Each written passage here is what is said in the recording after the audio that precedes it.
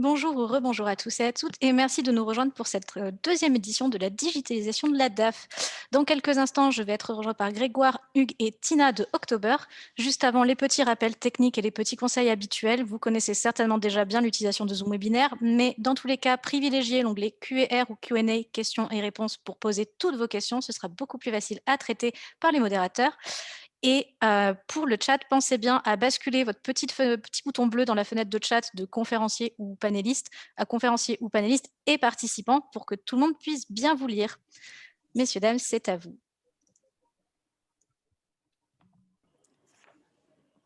Merci Elsa. Alors bonjour à tous et bienvenue dans notre conférence. Donc comment le digital accélère et facilite l'accès au financement des PME. Donc aujourd'hui je co-anime cette session avec Hugues de la Touche, donc qui est Head of Sales France. Bonjour Hugues. Bonjour à toutes, bonjour à tous. Et Grégoire Lantry qui est Sales Manager France chez October. Bonjour à toutes, bonjour à tous. Ravi d'être présent avec vous aujourd'hui. Top. Alors pour commencer, je vais donc vous partager mon écran. C'est parti.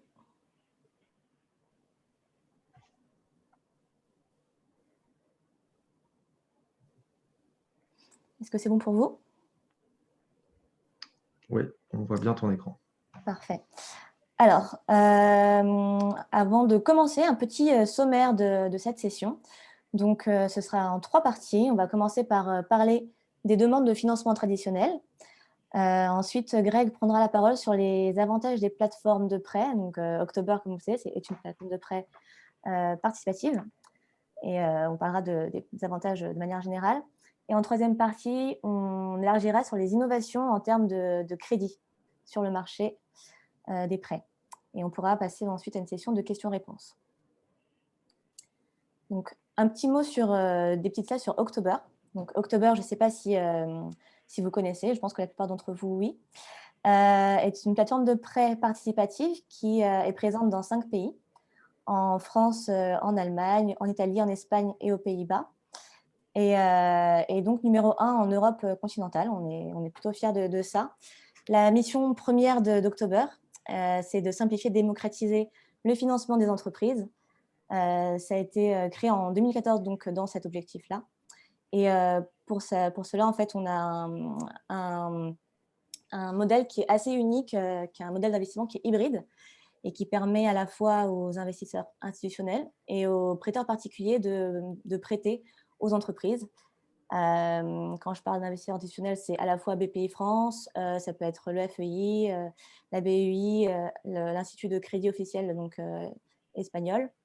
Et on a 24 000 prêteurs particuliers qui prêtent régulièrement sur la plateforme, ce qui fait que les projets sont financés de manière très, très rapide.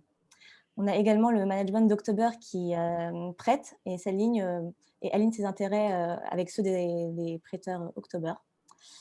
Ce que October finance, c'est à peu près tous les moments de vie d'une entreprise, que ce soit la digitalisation d'une entreprise, l'acquisition d'un nouveau local, d'une nouvelle entreprise, la rénovation, mais aussi l'expansion à l'international, le refinancement et l'agrandissement des salariés, du nombre de salariés, donc le recrutement.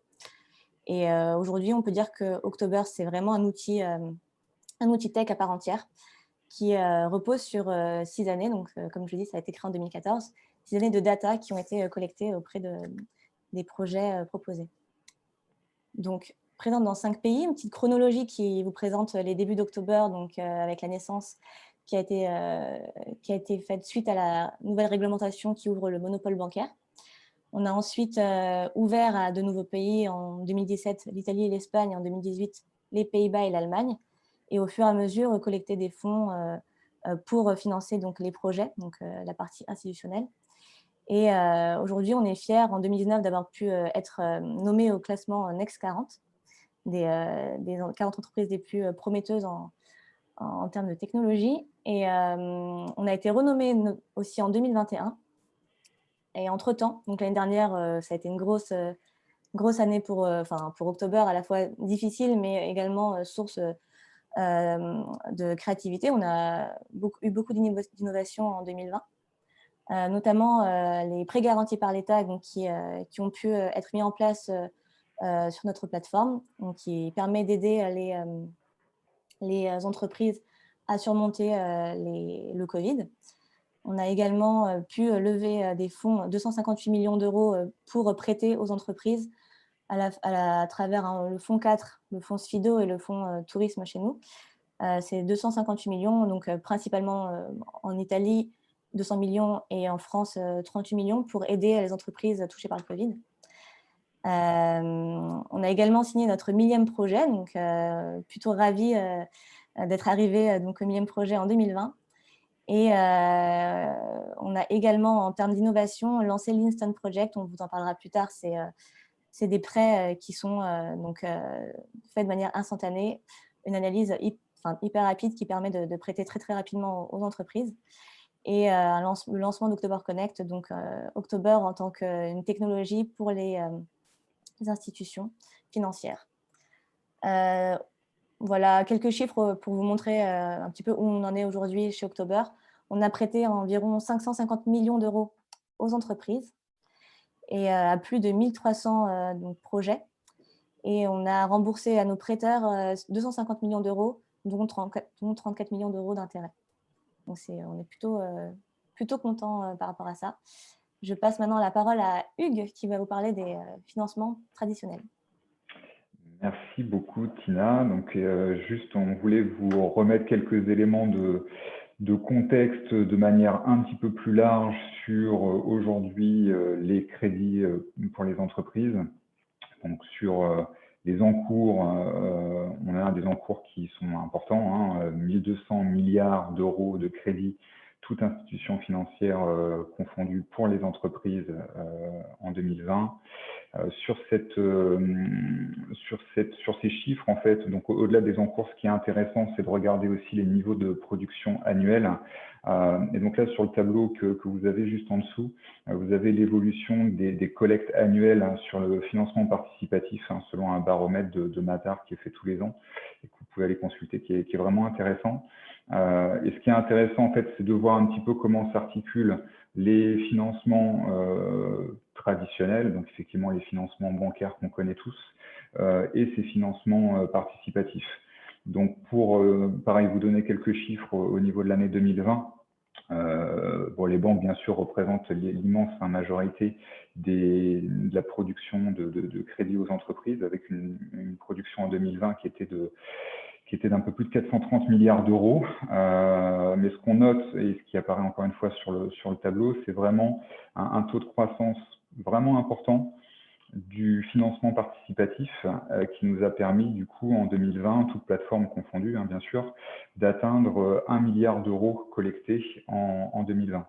Donc, vous voyez que depuis 2015, les chiffres de collecte annuelle ont été multipliés par un peu plus de 6. Donc, c'est quand même des progressions qui sont vraiment notables et qui ont probablement été renforcées par le contexte des dernières années, forcément celui de 2020 aussi, bien sûr, qui a contribué à renforcer en fait la pertinence du modèle de financement participatif et avec des valeurs qui sont importantes de transparence, de réactivité, de présence sur le digital. Et bien sûr, voilà, ces valeurs-là qui ont pu être importantes pour les entreprises se sont senties forcément au niveau des volumes de prêts financés par le financement participatif. Sur le slide suivant, l'idée c'était de pouvoir se dire aujourd'hui, quand on est entrepreneur, quelles sont les différentes problématiques auxquelles on peut être confronté lorsqu'on veut accéder à une demande de financement. Donc, je pense que le point le plus important reste souvent un point de timing. Je pense que c'est très important de pouvoir maîtriser ces délais, que le dirigeant puisse se concentrer sur le développement de son business, sur son cœur de métier, qui ne passe pas des mois et des mois sur une demande de financement. Le deuxième événement qu'on voulait noter, c'était le montant des encours qui peuvent être portés par une institution financière, les banques par exemple, où voilà, on peut avoir cette problématique aujourd'hui d'un interlocuteur qui nous dit voilà, aujourd'hui il faut limiter les encours auprès de mon établissement. On a d'autres problématiques auxquelles nous, on est assez habitués, puisque c'est une des raisons pour lesquelles les entrepreneurs nous sollicitent, c'est pour financer des projets plus atypiques. Alors, quand je dis atypiques, ce n'est pas forcément des projets qui sont spécialement originaux, mais en tout cas, c'est pour financer des besoins qui sont un petit peu plus difficiles à toucher pour des financeurs traditionnels. Par exemple, tout ce qui va être immatériel, on sait que voilà, le recrutement, la digitalisation, les campagnes marketing, ça peut être des points de développement qui sont très importants et qui ne sont pas forcément toujours évidents à se faire financer par les financeurs traditionnels. Et enfin, le quatrième point qui paraît assez important sur les problématiques, c'est le niveau de garantie qu'on peut nous demander, qu'on peut demander à un entrepreneur quand il veut faire une demande de prêt. Et souvent, voilà, la banque, l'institution financière va lui demander quelles sont les garanties qu'il peut apporter pour renforcer la solidité de sa demande de prêt. Sur ce slide-là, alors en fait, voilà, on fait l'exercice, hein, comme je viens de vous le dire, de se comparer un petit peu, nous, plateformes de financement participatif avec les banques. On voit qu'il y a un contexte qui a quand même beaucoup évolué. Au niveau des banques, elles ont tout à fait, bien sûr, continué à jouer leur rôle de soutien de l'économie. Elles ont accompagné les entreprises, elles ont adapté leurs dispositifs en fonction de la situation, en fonction du Covid. Et elles continuent, vous l'avez vu hein, sur les chiffres, de contribuer très massivement à la distribution des crédits aux entreprises. En plus, on est marqué par un contexte durable de taux bas, donc les conditions financières sont particulièrement intéressantes. Néanmoins, une fois qu'on a fait ce constat, on se rend compte quand même qu'il y a encore une fois des événements dont on ne peut pas ignorer l'évolution aujourd'hui. Le fait que le système bancaire ne sera pas forcément en capacité de répondre à l'intégralité des demandes de financement. On sait que la solidité des banques s'est beaucoup renforcée ces dernières années. Et que le financement européen passe par les banques hein, à plus de 70% dans l'UE, mais on a aussi des instances de réglementation qui vont contribuer en fait à renforcer le traitement prudentiel des risques par les banques. Et donc du coup, ces mesures, on estime qu'elles vont impacter le capital que les banques vont devoir mettre en face de leur exposition, donc notamment sur les crédits pour les entreprises dont on parle aujourd'hui, et que cette augmentation des exigences en capital, elle pourrait contraindre à une diminution des volumes de financement, ou peut-être à un renchérissement des coûts du crédit. Donc ça, c'est un premier point. C'est que le modèle bancaire traditionnel, compte tenu de ces contraintes, n'aura pas forcément la capacité d'honorer toutes les demandes de prêt qui seront transmises par les entreprises. Le troisième point qui apparaît sur le slide, c'est la mutation du modèle de banque. Ça, on le vit aussi bien en tant que particulier qu'en tant que professionnel. C'est que le modèle de banque classique, physique, avec son agence de proximité, il évolue. Aujourd'hui, il y a moins de fréquentation au niveau des agences. On consomme beaucoup plus la banque et d'ailleurs tous les canaux de manière digitale. Et du coup, voilà, ce contexte-là permet l'émergence de dispositifs de banques en ligne qui ont explosé, des néobanques et des financements alternatifs comme les plateformes de financement participatif. Et donc, en conclusion, plutôt que finalement d'arriver à une situation qui serait un peu cliché en fait, d'opposer les plateformes de prêt avec les banques, avec les financeurs traditionnels, je pense que c'est vraiment la voie qui paraît la plus pertinente, c'est de se dire que c'est des plateformes et des entités qui sont complémentaires. Vous avez une étude qui est assez intéressante qui avait été publiée en 2020 par la direction d'études de la CPR, que vous pouvez retrouver sur Internet assez facilement. Et cette étude, elle a un peu dénoncé tous les a priori, tous les clichés qu'on pouvait avoir sur les entreprises qui font appel, par exemple, aux plateformes de prêt. Souvent, on peut avoir tendance à penser que c'est des entreprises qui sont plus jeunes, qui sont plus risquées. Et en fait, en comparant de manière un peu plus précise les profils des emprunteurs qui sont adressés aux banques ou aux plateformes de financement participatif, en fait, cette étude, ces chercheurs, ils ont prouvé que finalement, en termes de taille et en termes d'ancienneté, c'était des entreprises qui étaient finalement très proches, très similaires. Probablement des entreprises sur les plateformes de financement qui vont avoir un peu moins de trésor, un peu moins de patrimoine immobilier. Mais voilà, encore une fois, pas de typologie spécifique d'entreprise qui viendrait plutôt chez des plateformes de financement et d'autres qui iraient plutôt chez des banques. Toutes les entreprises qui commencent à emprunter sur des plateformes, elles peuvent d'ailleurs bien sûr continuer à s'ouvrir aux prêts bancaires classiques.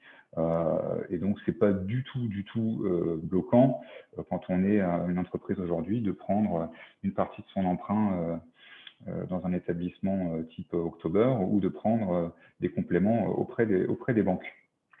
D'ailleurs, de manière assez originale, on a pu se rendre compte que des banques parfois avaient constaté qu'une entreprise qui avait eu une réussite assez rapide pour pouvoir obtenir un financement auprès d'une plateforme de financement participatif était plus facilement disposée ensuite à octroyer un prêt. Donc, voilà, on peut arriver tout à fait à des notions de cofinancement où la banque va porter une partie du risque et la plateforme de financement va en porter une autre. Voilà, c'est une des raisons pour lesquelles voilà, nous, on ne cherche pas à s'opposer aux demandes qui arrivent au niveau des banques. On estime qu'on est vraiment complémentaires. Chacun aura ses forces et ses points d'attention. Et du coup, voilà, nous, c'est vrai qu'on sait qu'on demande moins de garanties. On sait que voilà, on sera un peu moins exigeant que les banques sur ces sujets-là. Et du coup, ça peut tout à fait servir de complément à ce que proposent les banques de manière plus traditionnelle. Donc voilà, pour toutes ces raisons, il est plus raisonnable de parler plutôt d'une complémentarité entre l'offre bancaire et les plateformes de prêt que d'une opposition qui finalement n'aurait pas de sens. Ok, merci Hugues. Juste alors j'ai mis le lien de l'étude dont tu parlais, du coup dans le chat, si vous voulez vous la consulter. Et en dehors de ça, on a une petite question d'Honora Yapo. Êtes-vous disponible pour des individus qui souhaitent prêter depuis des pays en dehors de ces 5 pays? Exemple du Dubaï et du non. Alors non, et pour des entreprises, nous, chez October, on accompagnera les entreprises qui ont leurs sièges sociaux sur les différents pays où on est présent. Parfait. Greg, je te passe la parole. Oui, donc après avoir fait un scope plutôt général aujourd'hui de la situation et du contexte, on va plutôt se focaliser sur les avantages des plateformes de prêt, puisque comme vous l'avez dit, vous l'a présenté Hugues, on est complémentaire aux banques, mais bien évidemment, il y a des avantages à passer par les plateformes plutôt que par les banques. Donc pourquoi passer par une plateforme de financement participatif? C'est vrai que la principale force des plateformes aujourd'hui, c'est la réactivité. Qu'est-ce qui permet d'avoir une réactivité? C'est notamment la digitalisation et l'automatisation de tâches. Justement, par exemple, si on prend l'exemple d'October et d'autres plateformes, c'est des plateformes qui, depuis plusieurs mois, bien avant le Covid, étaient sur une démarche 100% dématérialisée et 100% digitale. Et c'est vrai que cette approche-là, la mutation montre bien que les agences bancaires, il y a de moins en moins d'agences bancaires, qu'on accueille moins le client et que finalement, les démarches sont quand même aussi simples par téléphone, par mail et via une plateforme. Et justement, aujourd'hui, c'est la force de cette digitalisation qui permet d'avoir un processus qui est rapide, puisque en moyenne, les plateformes vont pouvoir se positionner et être plutôt réactives sur des besoins en quelques jours, voire en quelques semaines, voire quelques jours. Et si on compare cela aux banques, les banques, le temps de rencontrer l'agence ou le conseiller, le temps d'envoyer les documents, etc., c'est un processus qui peut prendre plusieurs semaines, voire plusieurs mois. Ce qui nous a permis aussi, justement, cette réactivité, comme je l'ai dit, c'est la digitalisation. C'est un processus qui est 100% automatisé avec une approche, bien évidemment, sur mesure en fonction des besoins et en fonction des établissements et des entreprises. Et aussi, c'est justement grâce à l'approche un peu fintech, puisqu'on va avoir des développeurs et des équipes produits qui vont être focalisés dans cette digitalisation et qui nous permet de produire un outil qui est adapté justement à la situation. Pourquoi passer par une plateforme de financement participatif aussi? Comme l'a dit Hugues, c'est la diversification et la complémentarité aux banques. Puisque aujourd'hui, on sait très bien que les entreprises et les PME vont avoir l'habitude d'avoir plusieurs banques. Et l'avantage de rajouter dans le panel et dans l'outil de financement des entreprises une plateforme, c'est que ça vous permet de diversifier le financement. Pourquoi? Puisque les banques aujourd'hui, encore plus avec la situation du PGE, elles ont vraiment atteint des encours qui sont assez élevés auprès d'entreprises. Et c'est vrai que la diversification est notamment passée par une plateforme, par exemple, comme October. C'est quelque chose qui permet justement d'appréhender un peu plus les négociations et d'avoir un peu plus un coussin de sécurité, notamment au niveau des encours bancaires. Puisque une banque, elle va pouvoir vous accompagner par les flux, donc ouvrir des comptes bancaires, vous proposer des découverts autorisés, des billets de trésorerie, mais aussi elle va pouvoir vous accompagner avec d'autres types de financements, que ce soit des financements de moyen terme avec des prêts amortissables ou encore d'autres outils. Et c'est vrai qu'aujourd'hui, la force, c'est que passer par une plateforme, on ne va pas vous obliger à transférer les flux, puisqu'on n'a pas de vocation à gérer les comptes. Et donc, si vous passez sur du moyen terme, si une entreprise passe sur du moyen terme, sur des financements amortissables via les plateformes, ça laisse un peu plus de marge de manœuvre au niveau de la gestion des découvertes, de la gestion de la relation au quotidien avec les banques. Et ça permet de ne pas être en limite d'encours au niveau bancaire. L'avantage aussi, c'est qu'aujourd'hui, le taux qui est payé par l'entreprise, c'est un taux qui rémunère le prêteur particulier, puisque le gène même d'une plateforme, c'est de mettre en relation des prêteurs particuliers et des entreprises, donc des prêteurs particuliers qui veulent diversifier leur épargne en investissant et en prêtant à des entreprises connues. Et aussi, les entreprises, voilà, elles vont chercher un financement ailleurs. Et justement, l'avantage, c'est qu'aujourd'hui, une entreprise sait que le taux d'intérêt qui va être payé sera entièrement reversé aux particuliers qui financent le projet. Donc, c'est un peu un but de cercle vertueux qui permet justement de réinjecter, entre guillemets, l'argent des particuliers dans l'économie réelle et en même temps de rémunérer et diversifier l'épargne.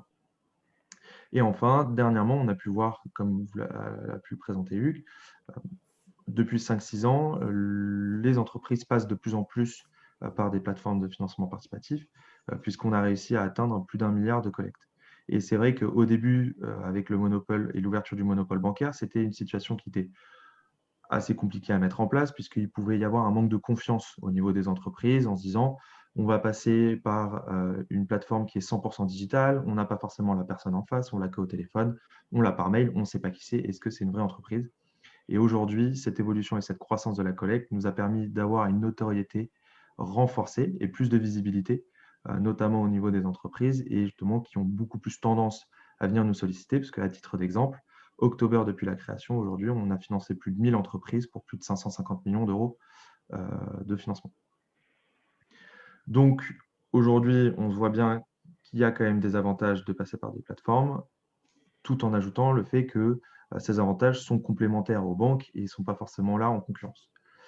Si on se focalise un peu plus sur October, notre plateforme, on a 3 gros avantages aujourd'hui sur un financement.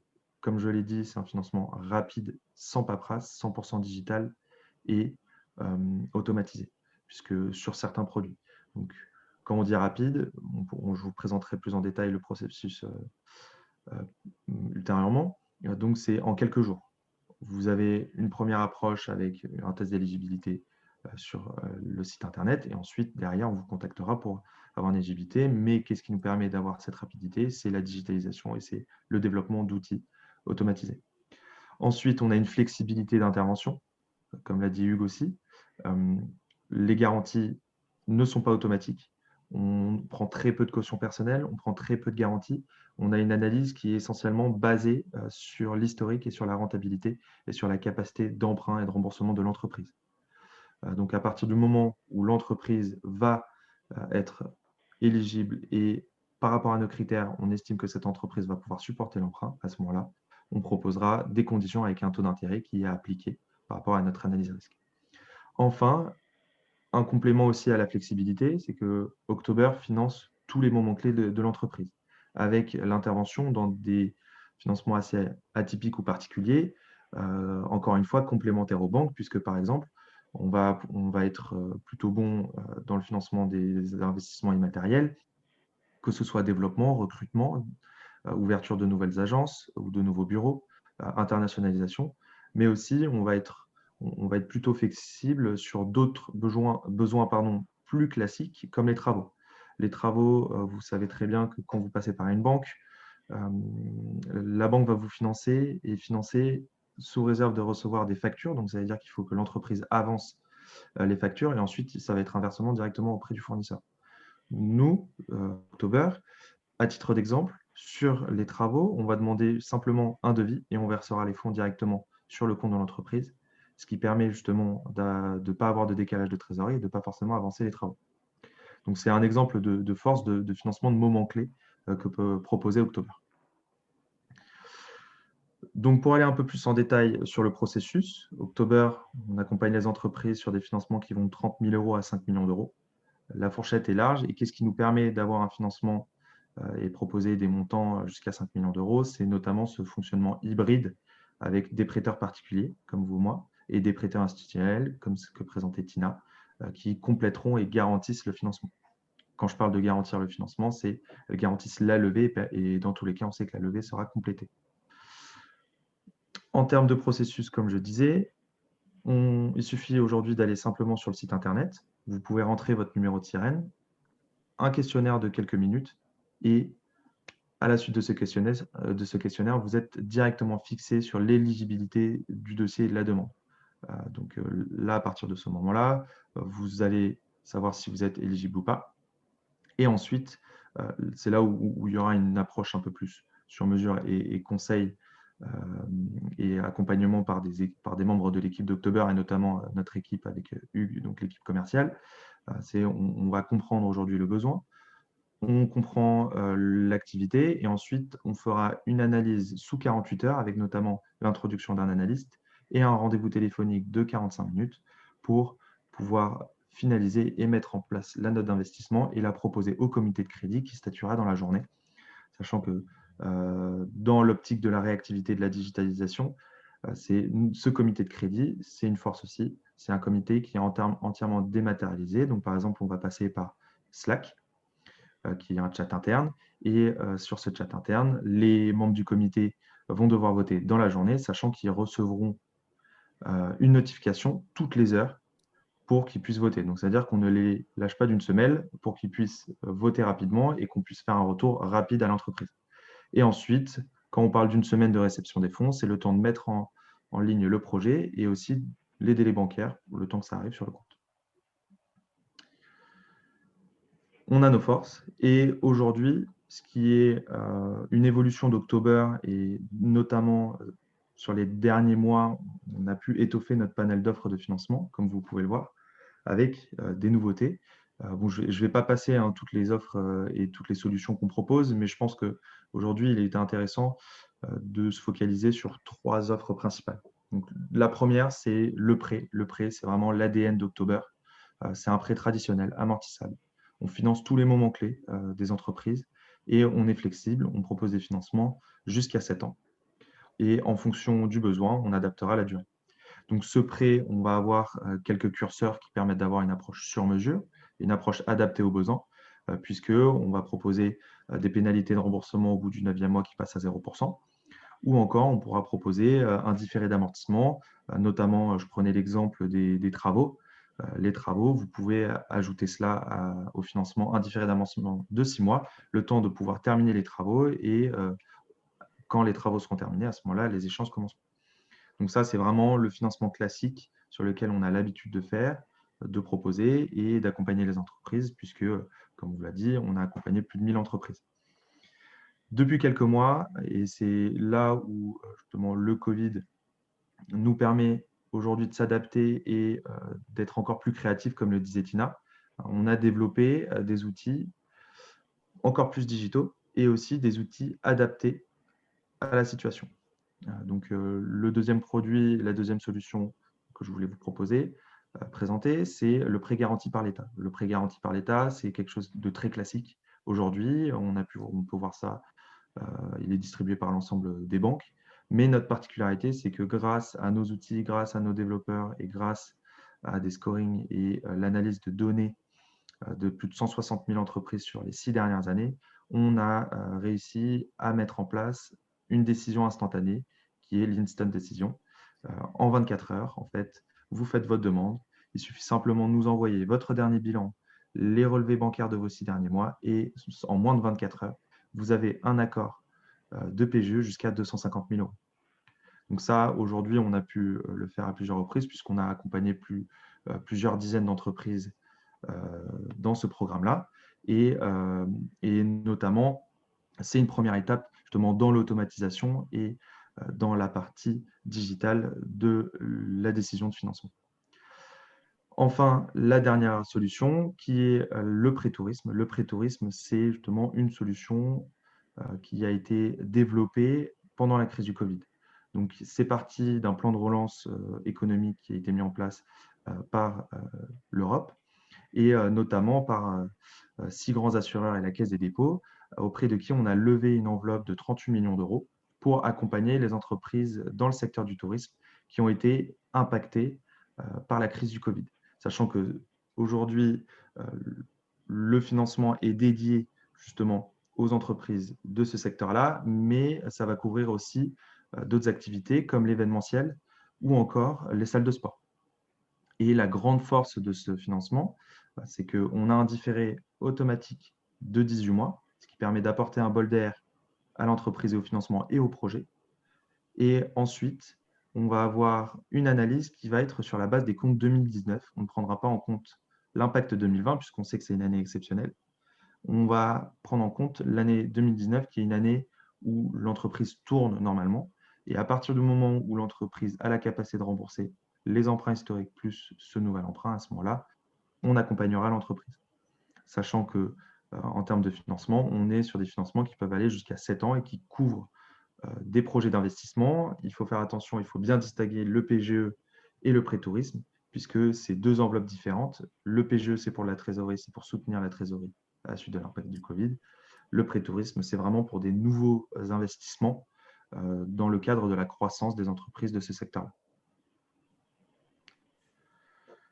Pour aller un peu plus en détail dans les critères d'éligibilité d'October et de notre approche, donc comment ça fonctionne? L'entreprise va sur le site internet et rendre sa demande avec son numéro de sirène. Et aujourd'hui, on va d'abord voir et analyser l'éligibilité de la demande avec des critères simples dans un premier temps, qui sont un chiffre d'affaires qui est supérieur à 250 000 euros, des capitaux propres positifs, une entreprise rentable qui a une capacité de remboursement suffisante pour supporter les besoins historiques et pour supporter les financements à venir. Donc, on va avoir une approche, donc ça c'est la deuxième étape dans laquelle on aura d'autres critères, où on fera une analyse un peu plus cash flow de la rentabilité de l'entreprise. Et à partir du moment où ça rentre dans ces critères, à ce moment-là, on pourra avancer et proposer justement une analyse et un rendez-vous téléphonique avec notre analyste. Alors, troisième partie, l'innovation en matière de crédit. Je repasse la parole à Hugues. Merci beaucoup, Tina. Ce que je voulais peut-être vous proposer, c'était de faire un point sur les questions qui ont été posées peut-être juste avant qu'on aborde cette troisième partie. Alors, on a Nicolas qui demande s'il est possible de financer une entreprise française pour des activités ou des projets réalisés à l'étranger. C'est tout à fait possible, effectivement, à partir du moment où la société est immatriculée sur un des pays sur lesquels on opère et que son activité principale est dans ce pays, qu'ensuite elle cherche à se développer à l'international, peu importe le pays, nous, on aura tout à fait la capacité d'accompagner ce type de projet. Très bien. Et Julie demande si des entreprises de secteurs durement touchés par la crise, par exemple l'aéronautique, peuvent prétendre assez facilement aux offres de leaseback. Alors, pour répondre à cette question, alors, je n'ai pas envie de répondre une question assez sèche, mais c'est vrai qu'aujourd'hui, justement, nous, on a une approche vraiment au cas par cas. Et c'est vrai que même s'il y a une entreprise dans le secteur de l'aéronautique qui est largement impactée et malheureusement qui n'est pas couverte par le prêt du taux de tourisme, on va bien évidemment analyser les comptes et l'impact, sachant que dans les solutions qui étaient présentées, on a du lease et du leaseback. Et c'est vrai que si l'entreprise, avec l'analyse financière qui est faite, permet de supporter ce leaseback, à ce moment-là, oui, on peut intervenir. Par contre, si on constate que l'impact est trop important, aujourd'hui, malheureusement, on n'a pas d'enveloppe dédiée comme on peut avoir sur le pré-tourisme pour ce secteur-là.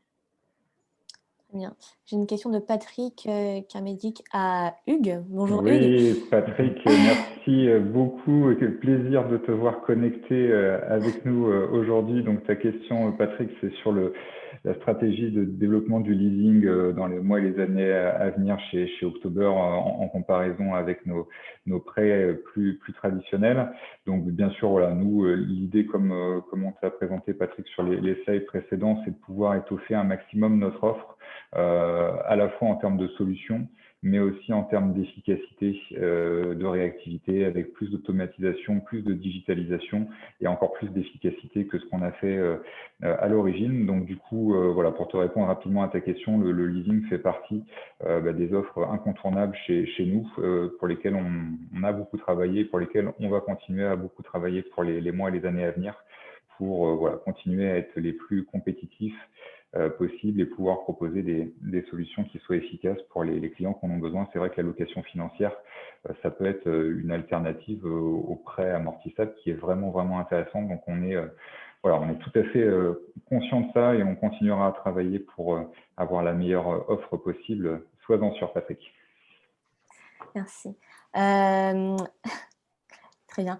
Il y a Yannick Dufréchou qui nous remercie pour la qualité de la présentation. Merci, merci Yannick. Et qui demande quelle est la durée maxi pour un financement. Donc, la durée maxi qui était indiquée justement sur la présentation, c'est 7 ans. 7 ans sur l'offre traditionnelle et sur le pré-tourisme, on est à 7 ans aussi, sachant qu'il faut bien comprendre qu'on inclut dans ces 7 ans le différé d'amortissement qui est d'1 an et demi. Donc, si on prend un exemple, un financement sur 7 ans, on va avoir 1 an et demi différé d'amortissement, 5 ans et demi d'amortissement. Très bien. On a vu toutes les questions, je crois. On reviendra aux questions-réponses à la fin de la dernière partie. Et donc, Hugues, je te laisse présenter les innovations en matière de crédit. Merci beaucoup, Tina. Donc, on peut voilà, afficher le slide, merci beaucoup. Dans la ligne en fait, de ce que vous présentez, Grégoire et Tina, on vous a présenté un petit peu les solutions de financement October. Ce qu'on voulait revoir aussi avec vous, c'était les innovations qu'on a déployées d'un point de vue vraiment digital, pour pouvoir traiter de manière plus efficace les demandes qu'on recevait. Alors c'est vrai qu'on a reçu des volumes sans cesse plus élevés de demandes de prêts. On a vu que dans le cadre du contexte Covid en 2020, il y avait des entreprises qui avaient vraiment besoin d'être accompagnées et puis qui avaient besoin d'avoir des réponses ultra rapides parce qu'il était question de leur survie, tout simplement. Et donc, du coup, on a lancé l'année dernière un nouvel outil de décision instantanée. Donc, Grégoire vous en a parlé rapidement tout à l'heure, afin d'accélérer l'octroi des prêts. Alors, je ne vais pas rentrer dans le détail, mais en quelques mots, on s'est reposé en fait sur des technos de machine learning, et on a, grâce à ces techniques, fait évoluer en fait notre plateforme pour pouvoir évaluer encore plus rapidement le risque de défaut d'une entreprise, ce qui intéresse bien sûr nos investisseurs et les prêteurs particuliers qui vont prêter sur les différents projets. Donc on s'est nourri de toutes les datas qu'on a pu collecter depuis qu'on existe, depuis 2014, et bien sûr des demandes qu'on a financées et de celles que malheureusement on n'a pas pu financer. Toutes ces datas qu'on a pu collecter, on les a exploitées pour pouvoir être capable d'estimer de manière très fiable la probabilité de défaut de paiement d'une entreprise. Et du coup, avec ces solutions de scoring automatique chez nous, ça nous a permis de pouvoir proposer des solutions qui soient encore plus réactives, encore plus rapides pour les entreprises. Et donc, du coup, notamment sur la partie PGE, Grégoire vous parlait de la partie Instant Project. C'est vraiment ça. C'est une entreprise qui va sur le site d'October et qui respecte donc des critères de scoring. Donc, le scoring, il va à la fois analyser les données financières et extra-financières. Ça peut être comportemental, antériorité du du management, vraiment énormément de données qu'on va croiser. Si cette notation est suffisamment bonne chez nous, on va se dispenser de tous les process un petit peu plus classiques qu'on mène, que Grégoire vous a présenté, donc qualification par l'équipe commerciale, appel d'un analyse crédit. Et là, c'est automatiquement notre dispositif qui va, donc en évaluant une probabilité de défaut, donner une note à ce projet et qui du coup ensuite va le présenter à notre comité. Donc on a des dossiers qui peuvent être financés mais littéralement en quelques minutes et donc du coup d'être encore plus réactifs pour les entreprises qui nous sollicitent. Donc on a développé ce scoring qui s'appelle MACPAI pour les prêts garantis par l'État et on a développé aussi un deuxième algorithme qu'on va utiliser très prochainement qui s'appelle KEA. Qui permet en fait d'analyser là pour le coup des transactions bancaires et des données financières qu'on va exploiter directement via les relevés de compte des entreprises et on va analyser toutes ces données qui apparaissent sur les 12 derniers mois et on va pouvoir pareil établir un scoring qui va pouvoir de manière très efficace exploiter le montant de trésor qui a été généré, les revenus, le ratio qui fait la balance entre les revenus et les dépenses, l'historique de paiement, bref, voilà, toutes ces informations qui sont très importantes pour pouvoir avoir une bonne analyse du risque. Et j'ajouterais qu'on va le compléter avec nous des modules qu'on a développés, toujours pareil, des modules tech qui sont très puissants. Comme des documents, des modules qui nous permettent de lire automatiquement les liasses fiscales pour éviter d'avoir à les retaper, des documents qui vont être scannés automatiquement, donc des modules de scan de documents qui vont analyser et pouvoir prévenir en fait la fraude documentaire, donc tous ces des altérations de documents, des documents frauduleux, nous on va avoir des outils qui vont être capables de les détecter automatiquement, et aussi des modules qui vont pouvoir, voilà, comme je vous disais, contrôler le niveau d'activité, qui vont analyser les données financières, qui vont analyser les antécédents de l'entreprise, son contexte, ses dirigeants, et tout ça pour pouvoir nous permettre d'être les plus pertinents possibles dans notre analyse, puisque voilà, on souhaite être rapide, bien sûr, mais on souhaite aussi être pertinent. Et on souhaite avoir un risque qui soit maîtrisé. Donc, ce n'est pas parce qu'on est une plateforme de financement qu'on n'est pas rigoureux sur les octrois de crédit. On est extrêmement vigilant là-dessus. Il en va aussi de la relation de confiance qu'on entretient avec nos investisseurs. Et donc, du coup, pour nous, c'est extrêmement important que cette tech, que cette data qu'on utilise, elle soit au service de la bonne maîtrise du risque et de la bonne maîtrise des crédits qu'on met en place, tout simplement. Hugues, merci. On va passer maintenant aux exemples de financement qu'on a pu faire donc, chez October pour que vous ayez vraiment une vision concrète du type de financement qu'on peut faire. Greg, je te laisse la parole. Oui, merci Tina. Donc, on a décidé de vous présenter trois exemples qui justement représentent un peu l'ensemble de nos offres de financement. Donc, le premier exemple, c'est Sandaya. Donc, Sandaya, on est quand même assez fiers et contents et ravis de pouvoir vous présenter ce projet-là, puisque c'est notre premier projet du pré-tourisme qui a été financé le mois dernier. Et donc, Sandaya, c'est un camping 4 et 5 étoiles qui est essentiellement implanté en France, avec quand même des campings en Europe. Et ils nous ont sollicité pour la croissance externe et le rachat d'un nouveau camping qui est situé à Béziers. Et donc, on les a accompagnés le mois dernier pour un montant d'1,5 million, avec une durée de 48 mois, sachant que la particularité, c'est que sur ces 48 mois, on a un différé d'amortissement qui était de 2 ans. Et donc, notamment, notre réactivité a permis de les accompagner sur un projet-là. Et aussi, on était en cofinancement avec plusieurs banques dans le cadre de cette croissance externe. Le second projet, c'est le projet LCC. Donc, le projet LCC, c'est un atelier de confection et qui nous a sollicité aujourd'hui pour un complément de PGE, puisque sa banque avait octroyé un PGE, mais ils souhaitaient compléter, puisqu'ils avaient une enveloppe encore autorisée jusqu'à 25% de leur chiffre d'affaires. Et finalement, ils étaient venus par curiosité. Et quand ils ont eu un accord de financement en moins de 24 heures ferme et qu'on leur a envoyé le contrat de prêt, ils ont été bluffés par la réactivité et finalement, ils ont décidé de passer par nous. Donc ça a été un bel exemple en tout cas de réactivité et qui a permis d'appliquer un peu aujourd'hui, comme vous l'a présenté Hugues, l'ensemble des données sur lesquelles on a basé notre historique et notre analyse, et aussi qui a permis justement d'accompagner en complément LCC pour un financement de PGE trésorerie. Ensuite, le dernier projet, c'est un projet un peu plus traditionnel qui est couvert par les banques.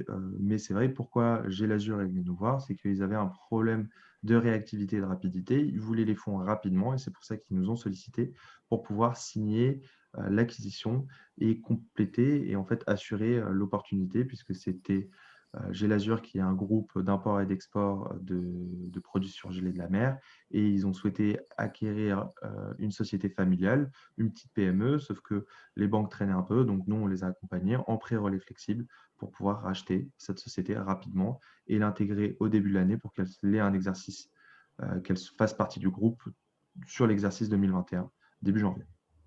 Donc on peut voir qu'on a différents projets, des projets qui sont quand même assez traditionnel, mais en même temps, comme on vous l'avait dit, la force d'October, c'est quand même la réactivité qui est proposée grâce à la digitalisation et l'automatisation du processus. Et aussi, on est quand même assez content et assez fier de vous présenter justement ces deux nouveaux types de financement qui font partie de notre créativité et de l'évolution de l'offre d'October sur les derniers mois, et notamment sur la période de Covid. On arrive à la fin de cette présentation. Du coup, il nous restait 10 minutes.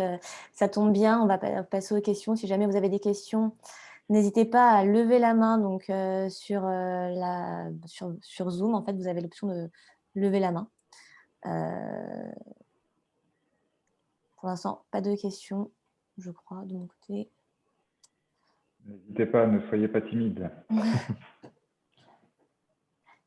Et si vous levez la main, on vous donnera la parole en plus. Donc, c'est encore mieux que le chat et que les questions-réponses. Bon, pour l'instant, pas de questions. On a répondu à pas mal de questions pendant la présentation, donc c'est déjà pas mal. De toute façon, si vous avez des questions un peu plus tard, vous pouvez nous contacter directement par mail ou par téléphone. Vous avez nos coordonnées puisqu'on vous a envoyé des mails. Alors, j'ai Patricia qui demande si on finance les acquisitions de murs pour un commerce, par exemple en SCI. Alors, les acquisitions de murs, on a un peu plus de mal. Pourquoi? Puisqu'on est limité à une durée de 7 ans. Et c'est une durée qui n'est pas forcément adaptée aux besoins de financement immobilier, qui sont plus sur du 10 à 15 ans. Et par contre, s'il y a vraiment une vocation d'intervenir en pré-relais flexible, on peut intervenir sur la société d'exploitation, mais il faut que la société détienne les murs via sa structure, ce qui n'est pas forcément aujourd'hui adapté, puisqu'il y a les SCI qui sont plutôt à vocation patrimoniale. Très bien, merci Greg. Je regarde si on a répondu à toutes les questions. Oui. Une deuxième question, non. Merci de Patricia.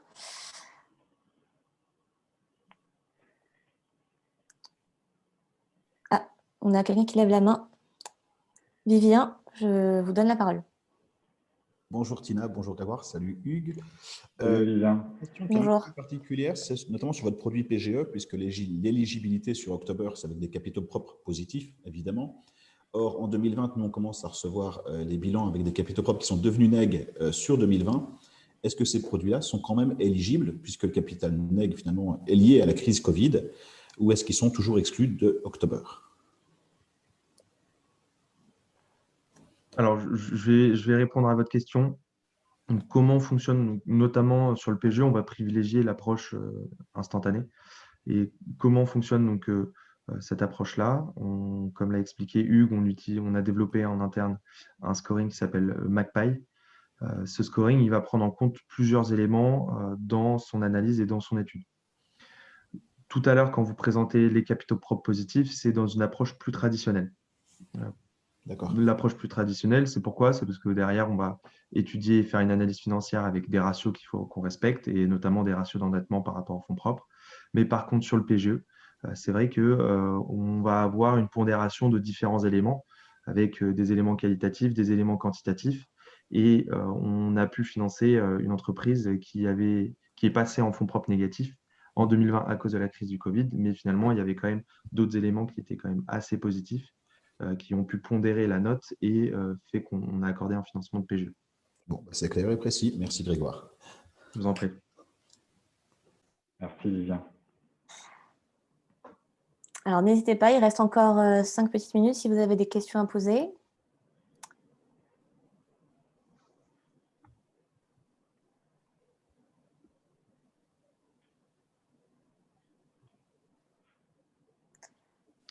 Rien On n'a pour pas de l'instant. questions. Non, je pense Au qu'on moins, peut c'était clair. clôturer. Hein. C'était clair. Ouais, on peut clôturer, je pense, la session. Elsa, du coup, comment on fait? J'arrive. D'accord. Hop, si je ne remets pas la webcam, c'est moins bien. En tout cas, merci à tous, merci pour vos questions et merci évidemment à Tina, Hugues et Grégoire pour cette parfaite présentation. Merci à Vivien d'avoir osé prendre la parole aussi, du coup, avec le micro, parce que c'est rare que ça arrive et du coup, je vous félicite. C'est bien d'avoir bravé, du coup, peut-être le stress de le faire en direct. Pour les participants, enfin tout le monde déjà, merci aussi pour vos questions tout au long de cette conférence. Vous pouvez rester avec nous puisque dans quelques instants, on va retrouver William Gellard, je pense que c'est Gellard, excusez-moi, de IBAN First qui va nous parler de paiements internationaux. Et en tout cas, merci de nouveau à vous tous pour votre participation. Merci pour cette conférence. Et du coup, j'espère vous revoir bientôt dans une peut-être 3e édition. À bientôt. Merci. Merci à Merci tous tout le d'avoir monde. été là. C'était un plaisir. Au revoir. Au revoir.